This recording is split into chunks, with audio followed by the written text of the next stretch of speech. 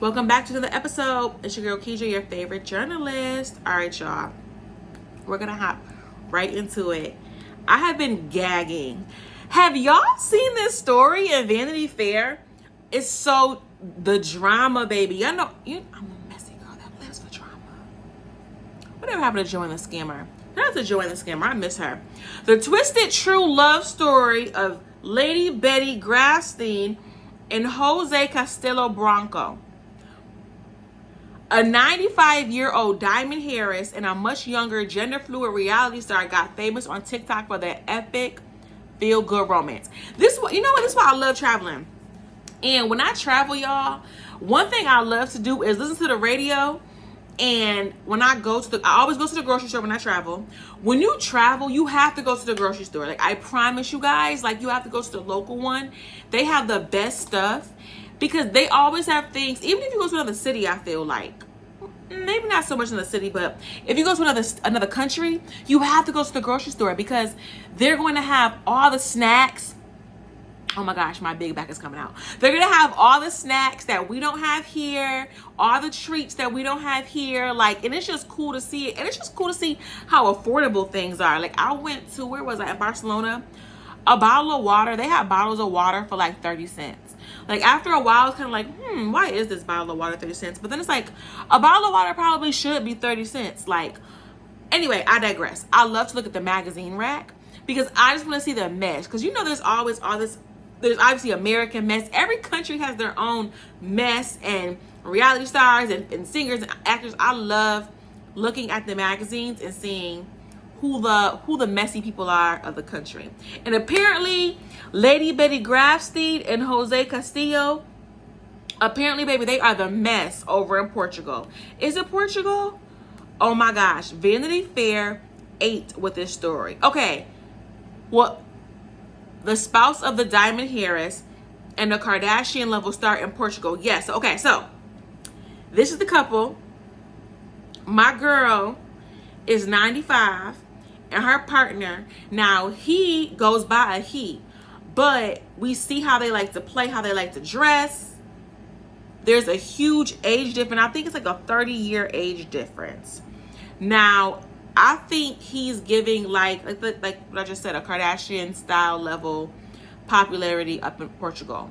Now, apparently, y'all should read the story because I'm probably not going to deliver it as well as they did in the story. But read the story because apparently Jose loves to talk about how Lady Betty has all this money, all the coins, and how she is a heiress to this diamond fortune. Child, my girl is living on a fixed income, child. Got her little rent controlled apartment on the Upper East Side that she done been in for decades. If you know, you know, living here in New York. They love to dress lavish and Chanel and Gucci. No, but let me tell you how shady the lady is that wrote this article.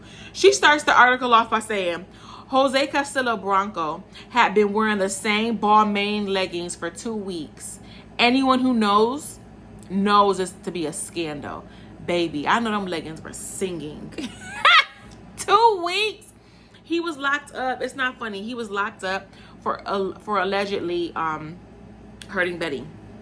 Allegedly, there was some type of domestic abuse and elder abuse now because she's like obviously 95. But they've been together for almost 30 years. But Betty has been accusing him of physical and psychological abuse. Oh my gosh, you guys, this is just insane. They share clothes. Like their wardrobe, all the Chanel, the Gucci, the Balmain, they share all those clothes. And the Birkins, they're sharing that too. And apparently they parade around as this rah-rah couple. But the tea is, like I said, is Betty doesn't really have any money. Jose has some money from, his stints on TV and things like that. But Betty is supposed to be the diamond princess, essentially. Diamond princess, just mind your business. Yeah. Betty apparently is the diamond princess. So, but Betty's son said, it's not. everything that's glittering is not gold, and then she doesn't even have it like that. He basically was like, she doesn't really have any money, and they're just living off these old designers, these old designer clothes, but now they're lit on TikTok.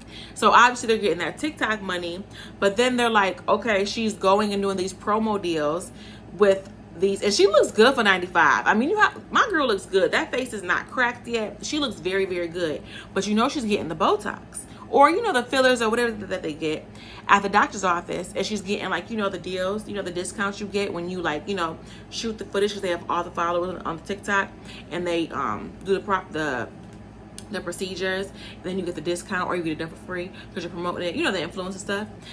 The writer was like, if she's so rich, if she's a Harris, why are you doing all this for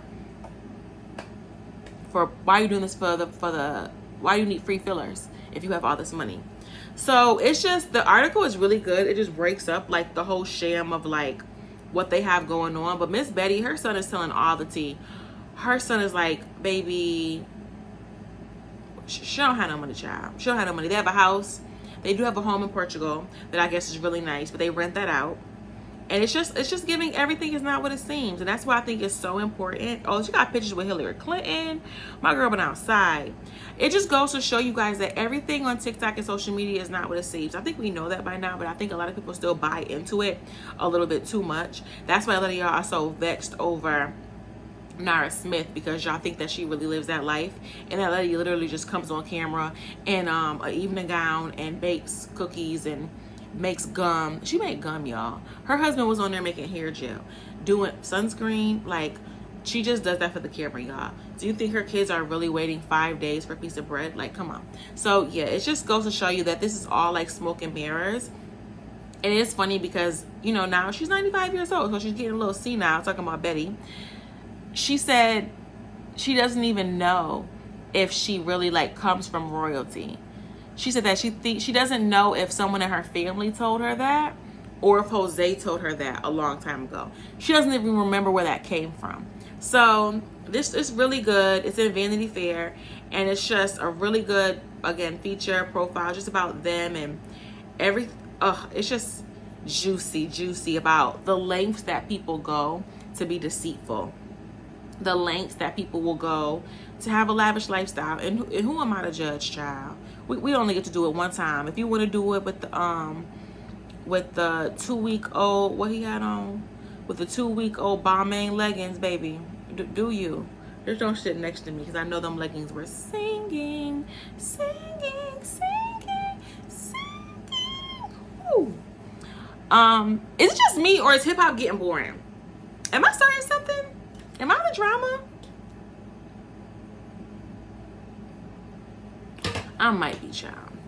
Am I the drama? Is it me? I'm definitely becoming that lady that's like, what are these kids singing about? When I listen to Sexy Red, like, it's a no for me. It's gonna be a no for me every single time. Yeah, I'm becoming that person that's just not, I'm not impressed with what's going on in hip hop right now. Actually, how this even sparked, I feel like this conversation happens every few years anyway. So let's bring it up today. Let's start some drama, because I was listening to Future. I was somewhere listening to Future, and I was listening to Future, and I was like, wow, this is a banger. I forgot what I was listening to. What was I listening to? I don't remember. Anyway, I was listening to Future. I was like, wow, this is lit. And I was like, we don't really have any music like that. Like, this Future was on fire. We don't really have any music like that that's just like killing it right now. Like, J. Cole was lit. He was giving us conscious stuff. Same thing with Kendrick. He was giving us conscious ratchet. Drake was contributing something, even, like, you know. But I feel like right now, I mean, we have Bossman D-Lo. He's cool. I like him. He's like a little bit of a wave right now. I like that for him. I like what is it? Skilla Baby. You look good, babe. You look good. Yeah, I know. You look good, babe. Yeah, I know. I like that. But I don't know that, you know, those are cool, but I don't know how, like, those, this era right now gives very much like popcorn. Like, I feel like when J. Cole came out, like with his album, I was playing that album down. The same thing with Kendrick. You know, Drake, like, Future. They were giving us bodies of work on these mixtapes, and I feel like now a lot of artists are just giving us singles and songs, and we can only live off of a microwave dinner for so long, you guys. Kendrick, I'm not gonna lie, Drake, I already had been over Drake. I had been over Drake for a while. You know when I started being over Drake? I started being over Drake when he stopped like pandering to the college girl crowd or the young professional girl crowd when he stopped pandering to women and he started rapping more about like guns and butter, baby, and being in the trap and pow-powing. It just, like, who are you? Like, this is not why we started liking you. We got the braids. And then when he endorsed Sexy Red, I think that's what really got to me, because it just felt very like generic to me, very culture vulture. It just felt very opportunistic. It gave very much that you just hop on whatever is hot and whatever is trendy and whatever you think represents what it is to be black. That's what I really think about Drake.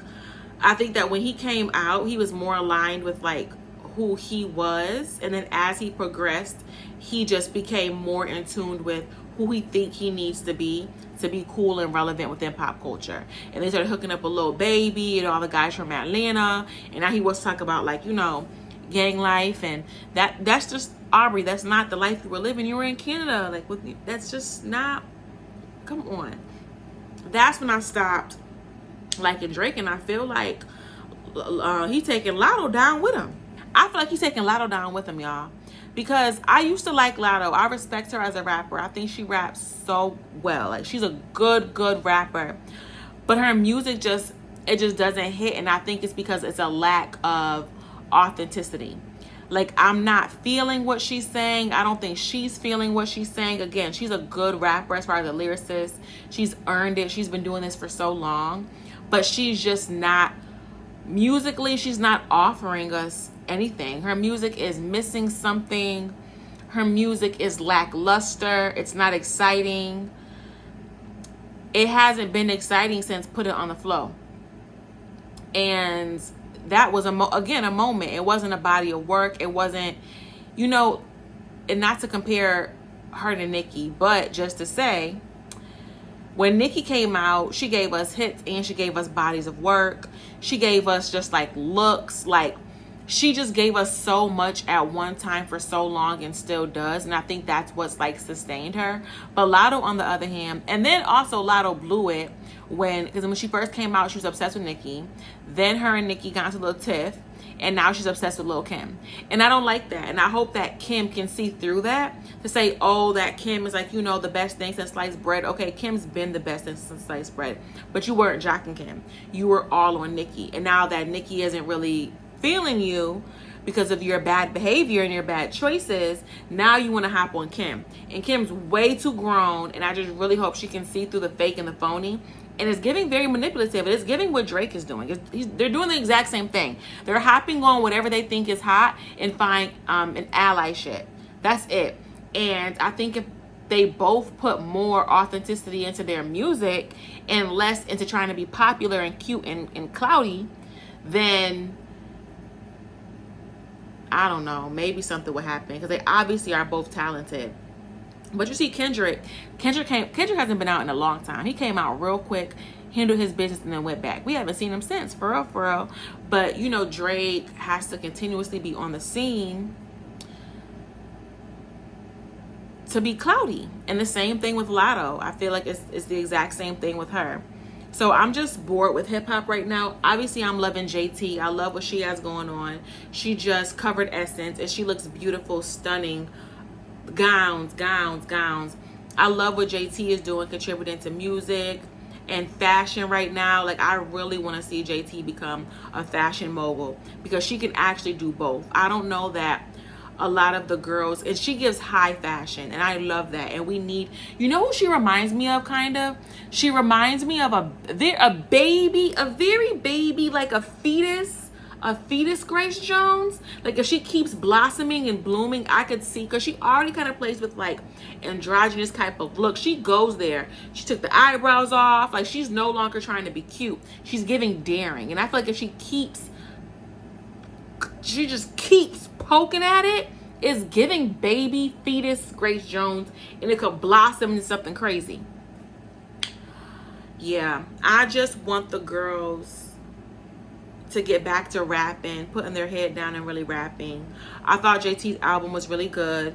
It was good storytelling, and I think it was reflective of who she is and where she came from, and I really love that for her. But besides that, I'm really bored with music right now. I'm listening to old Summer Walker. Like that's all I kind of listen to, y'all, is old Summer Walker. Not even that last album, because I can't hear her keep crying about that man that she knew had 3 baby mamas before her and 17 kids. So I can't. The new album is cool. It is good. Don't get me wrong. I like it. When it first came out, it's all I played. But I'm kind of over it now. I'm going back to her older stuff.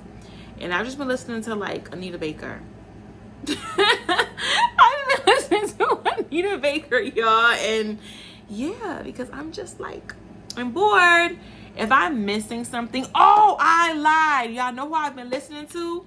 And it's been so intense that I had to stop listening. I can't even listen to him at work anymore because it's just, he's just so powerful. Like I'm obsessed with him, but I'm also kind of mad with him because I heard he's about to collab with Drake. Dave. Y'all, not UK rap doing better right now than American rap for me, y'all.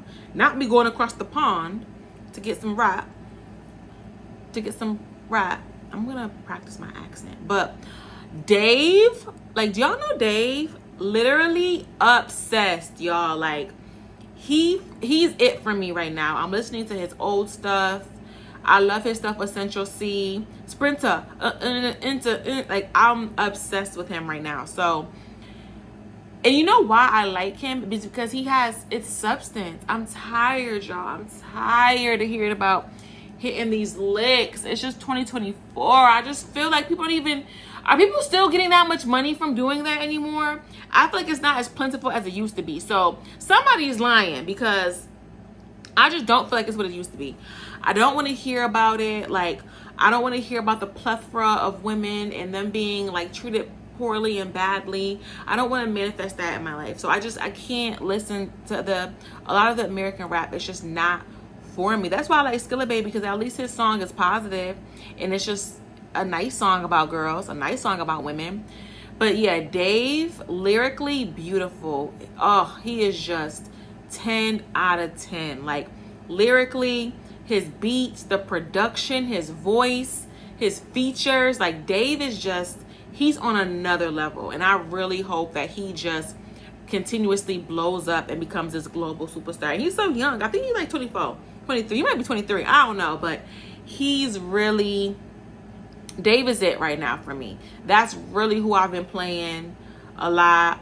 My little glass of red wine when it's time to chill, because you have to really listen to his music. And it's good because his music is, you don't have to listen to it. You could put it in the background and just like, vibe.